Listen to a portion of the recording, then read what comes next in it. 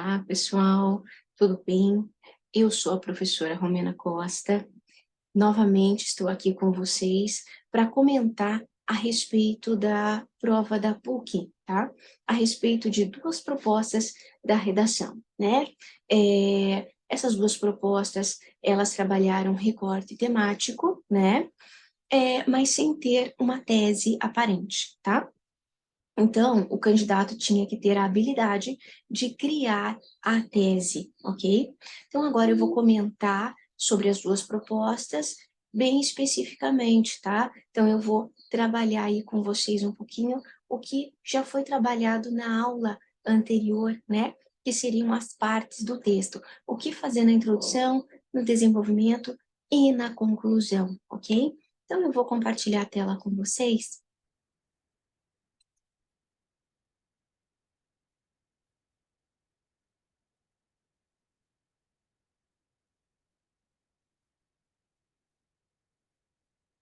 Primeiro, pessoal, eu vou comentar com vocês a respeito dessa proposta, tá?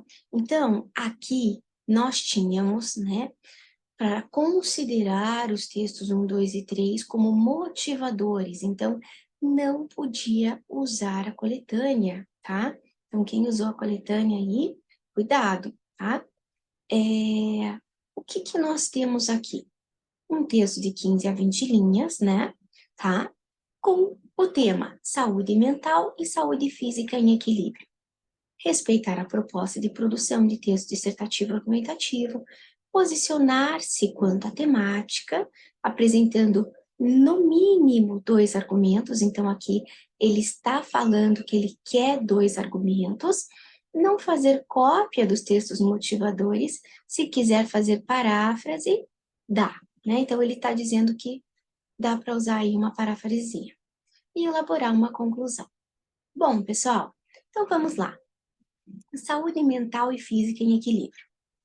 Maneiras de iniciar o texto, tá? Então, poderia começar, de repente, com o que vem a ser saúde, né? Dizer que para se ter saúde é necessário ter o mental e o físico em equilíbrio. Se existe uma afirmação do é necessário manter a saúde mental e física em equilíbrio, já é uma tese, ok? Poderia também trabalhar com, por exemplo, em equilíbrio. Posso pegar duas coisas em equilíbrio? Por exemplo, na culinária brasileira, o arroz e feijão é uma combinação perfeita no que se refere a sabores, né? Ou eu posso até, né, dizer, o arroz e feijão é conhecido como baião de dois, né? É a combinação excelente para a culinária brasileira, assim como o mental e o físico, né? Trazendo, então, a sua importância da saúde estar em equilíbrio, tá? Então, essas palavrinhas precisam ser usadas, ok? Tá? Tranquilo? No desenvolvimento, o que que eu tenho que entender aqui? Por exemplo, quando uma pessoa vai realizar um exercício físico, ela não está simplesmente se exercitando, né, ou exercitando o seu corpo, mas ela também fabrica, né, a serotonina, que é o hormônio do prazer. Esse hormônio do prazer faz com que a pessoa tenha mais motivação para praticar as atividades diárias. Então, aqui eu consegui contemplar o pedido, que foi o quê? Trazer a saúde mental e física em equilíbrio. Essa importância voltada à tese saúde física e mental em equilíbrio. Tem gente que me pergunta assim, mas professora, eu não coloquei a tese, né, sobre há uma necessidade de manter a saúde física em equilíbrio.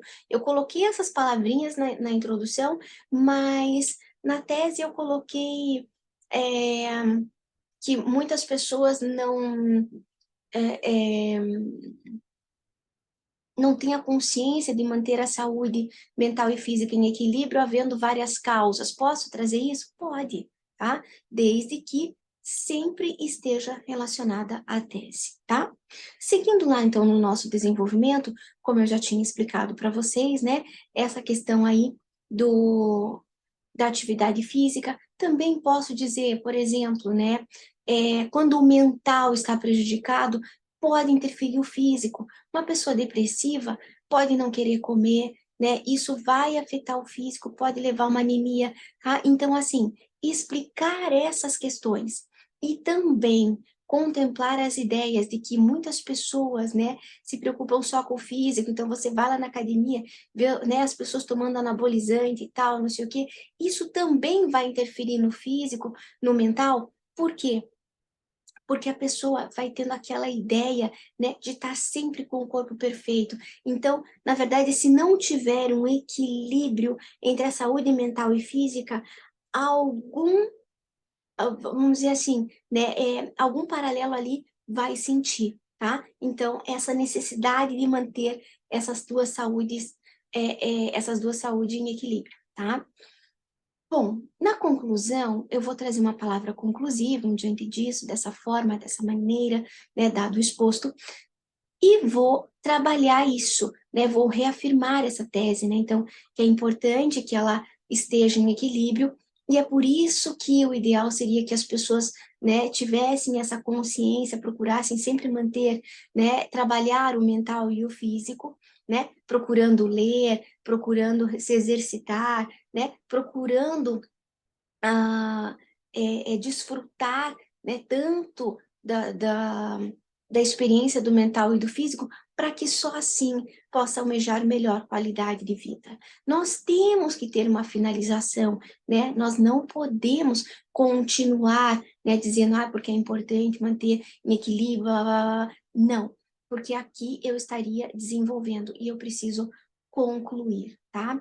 Proposta de conclusão da PUC não é Enem, né? Então, eu não vou trazer lá o agente, a ação, o meio, efeito, detalhamento, não, tá? Então, só para ficar bem claro isso para vocês, tá bom, gente? Bom, eu vou me despedindo aqui, tá?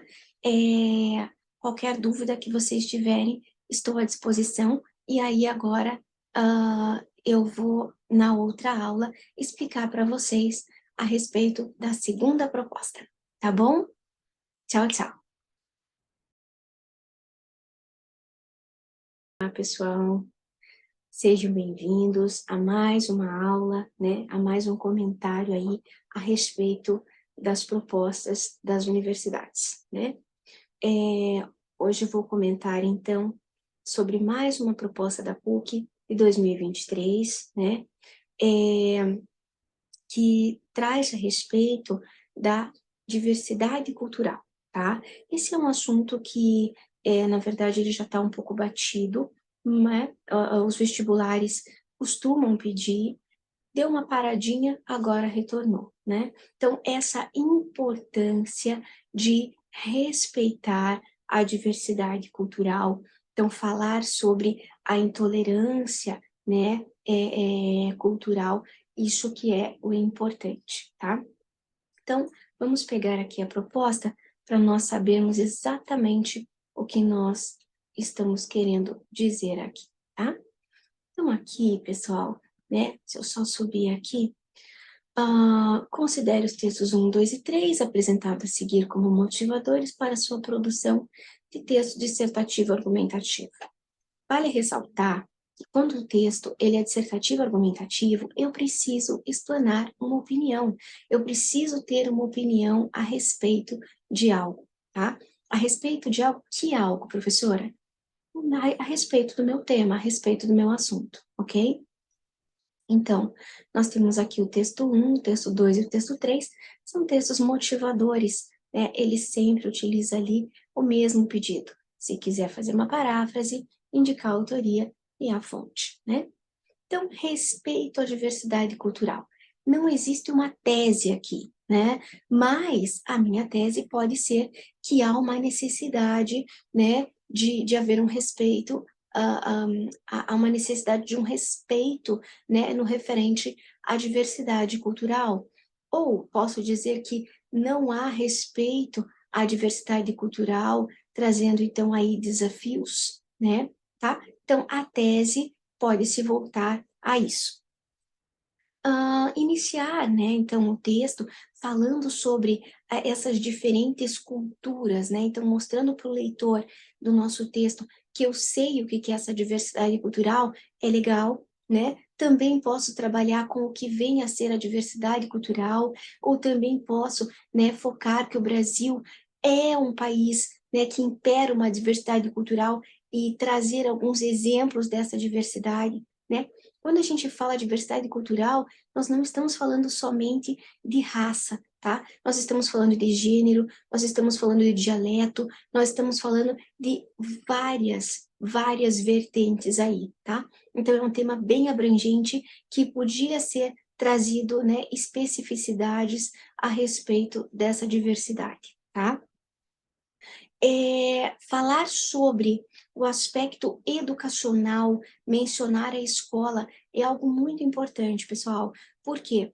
Porque na escola que o aluno vai aprender, né? Na verdade, ele aprende em casa, né? Mas ele tem ali uma continuidade desse aprender na escola. Então, a escola, ela tem um papel muito importante, né? Nesse respeito à diversidade cultural. Então, falei um pouquinho para vocês a respeito dessa introdução, né? Então, a respeito dessa tese, tá?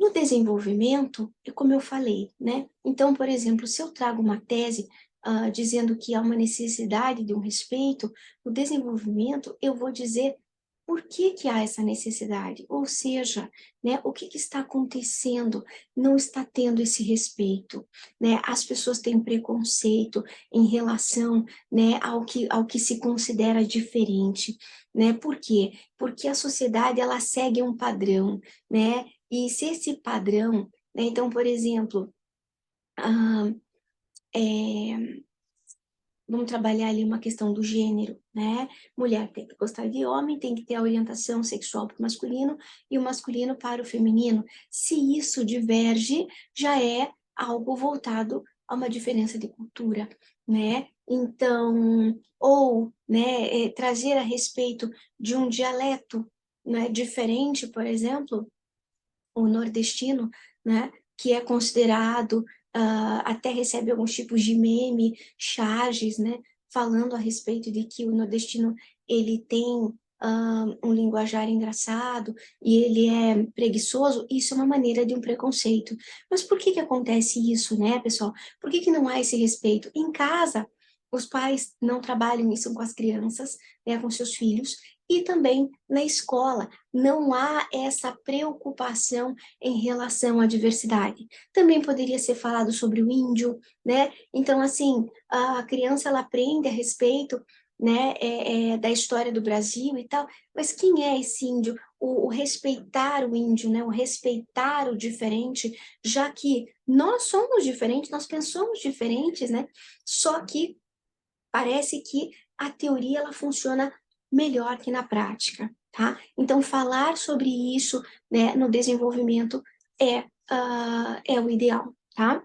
E na conclusão, então, o que que eu vou trazer? Eu vou novamente, né, eu vou reafirmar essa tese, né, então, que percebe-se que há uma necessidade, né, urge uma necessidade que haja um respeito, né, à diversidade cultural, às diferentes culturas, né, e para isso, o ideal seria, né, que houvesse para que só assim haja né? Ou eu posso dizer, há uma necessidade, porque se continuar assim, teremos, né, um país que se diz, né, ser, que se diz ter um respeito ao diferente, quando que, na verdade, é um país que só aceita o igual, né? Tá? Então, algo parecido com isso, com essas ideias, ok? Tá?